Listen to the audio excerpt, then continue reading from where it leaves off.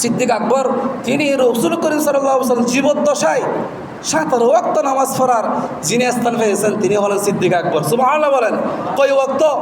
17 ওয়াক্ত। যেখানেই আল্লাহ রাসূল সাল্লাল্লাহু আলাইহি ওয়াসাল্লাম নামাজ পড়াতেন সে স্থানের মধ্যে নামাজের মধ্যে জায়গা দিয়েছেন সিদ্দিক আকবরকে। কয় ওয়াক্ত পড়ালেন? 17 ওয়াক্ত নামাজ পড়ালেন, তিনি হলেন সিদ্দিক আকবর। একদিন রাসূল করিম সাল্লাল্লাহু আলাইহি ওয়াসাল্লাম অসুস্থ থেকে একটু সুস্থ হওয়ার সম্ভাবনা, এমত অবস্থায় যখন মসজিদে নামাজ পড়তে যখন আসলেন সিদ্দিক আকবর নামাজ পড়াচ্ছেন, এমত অবস্থায় তিনি বুঝতেছেন রাসূল করিম সাল্লাল্লাহু আলাইহি ওয়াসাল্লাম নামাজের মধ্যে শরীক করছে, নামাজের মধ্যে আসতেছে। তখন সিদ্দিক আকবর যায় নামাজ থেকে পিছনে চলে যাচ্ছে। একটু সুবহানাল্লাহ বলেন। যায় নামাজ থেকে পিছনে চলে যাচ্ছে। রাসূল করিম সাল্লাল্লাহু আলাইহি ওয়াসাল্লাম ইশারা দিচ্ছেন, হে আবু বকর তুমি নামাজ শেষ করে দাও। তুমি নামাজ কি করে দাও?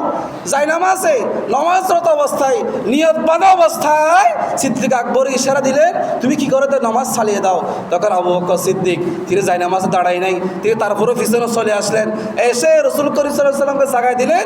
বাকি নামাজ রাসূল করিম সাল্লাল্লাহু আলাইহি ওয়াসাল্লাম শেষ করে জিজ্ঞেস করলেন, হে আবু বকর তুমি নামাজরত অবস্থায় ছিলা, আমাকে দেখার সাথে সাথে তুমি নামাজ থেকে চলে আসলা কেন, একটু বলুন। তখন আবু বকর সিদ্দিক রাদিয়াল্লাহু তাআলা উত্তর দিলেন, ইয়া রাসূলুল্লাহ ইয়া হাবিবাল্লাহ, আবু কুহাফার ছেলে আবু বকরের এত স্পর্ধা এত সাহস এখনো হয় নাই।